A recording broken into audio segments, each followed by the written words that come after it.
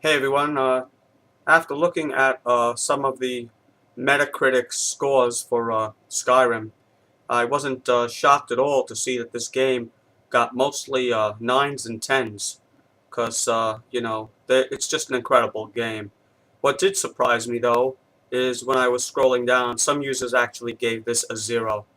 Now, I just want to comment on this thing.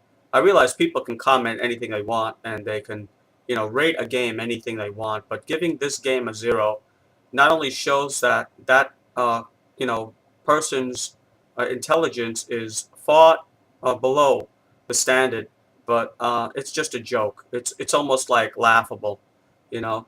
Even if you give this game a 1, I could understand because you could give the game a 1 and just give it a 1 point for graphics. But to give it a 0, that's a stupid. That's not even worth talking about. It's a stupid thing to do. Uh, I can understand people have their own opinions on certain games.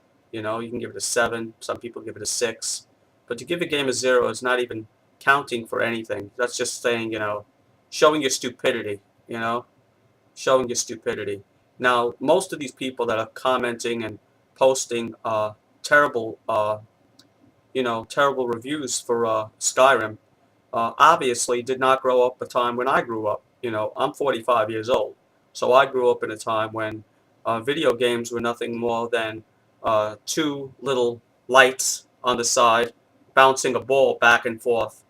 I grew up in 1977 when the Pong came out, and by then, it was amazing to see an item on the screen that you could control. To people that was amazing. Can actually control something on the screen and have control over this object. They didn't even look at graphics back then, and that was amazing. So I guess it's because I grew up in a time when, the video game industry was just starting out, and I saw the whole thing. I was there from the very, very beginning. Granted, I was only like 13 back then, but I do remember how excited people got over those video games back then.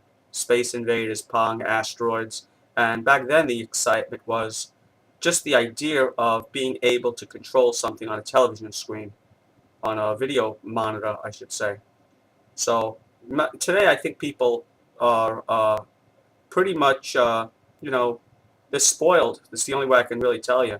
They're spoiled. They think that, if the game isn't 100% to their liking, they have to give it a 0. And I don't like that. I think it's stupid. That's my opinion, guys. I'm not saying everyone should give this game a 10, but if you want to give it a 7 even or a 6, I could understand. But a 0, sorry. Uh, I played this game for around 2 hours. I'm not saying I gave it a long time. I gave it 2 to 3 hours. I played it, and I'm on level 2. And I must have stopped in the middle of playing about maybe 5 times just to look around at the environment.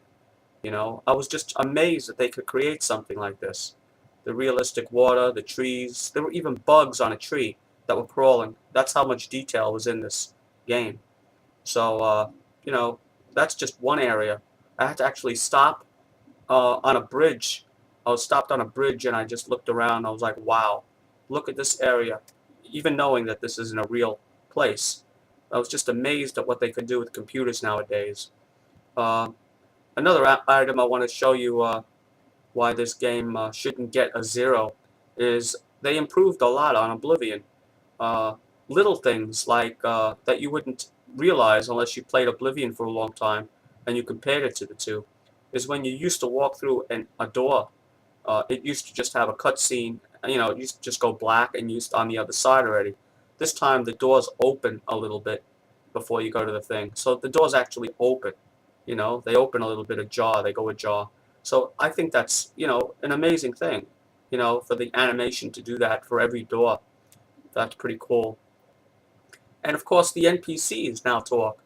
The NPCs now actually talk to you without zooming in, and you can actually walk around the environment as they're speaking. So, that's a major step forward as far as technically. I think it's a step forward.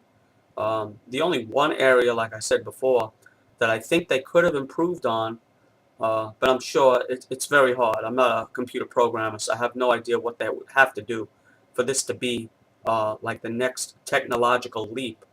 But I think the next technological leap is when you, let's say there's an apple on the table, and you click on it, instead of the apple just disappearing, maybe they could make the animation of the person actually grabbing the apple. Now, I have no idea how hard this would be.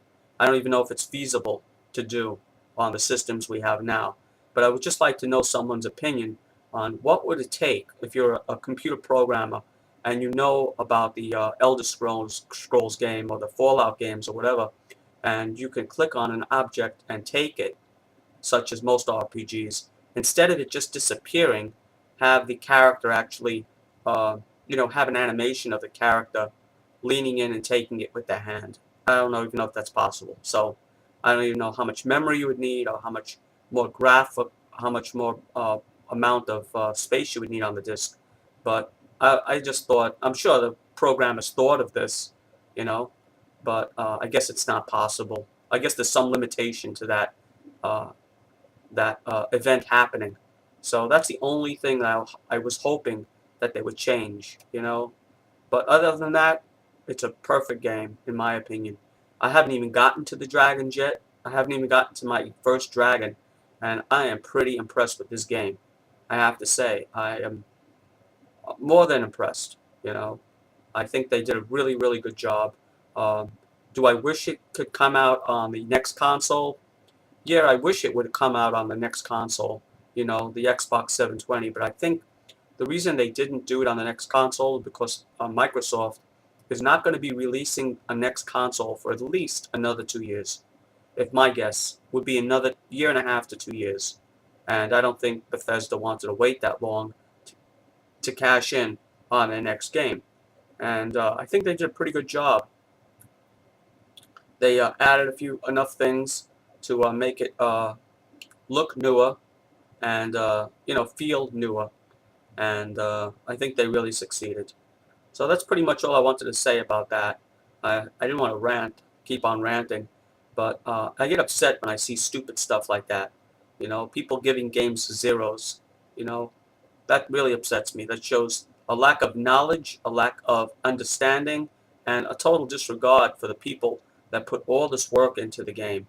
They put years of their lives into the game. Can you imagine you spend like 4 years of your life or 3 years of your life, or whatever it was that they worked on this, and they'll be working on it all year this year because they'll be upgrading and updating and you know giving out patches and all this different stuff and the DLC. I'm sure there'll be a load of DLC for this.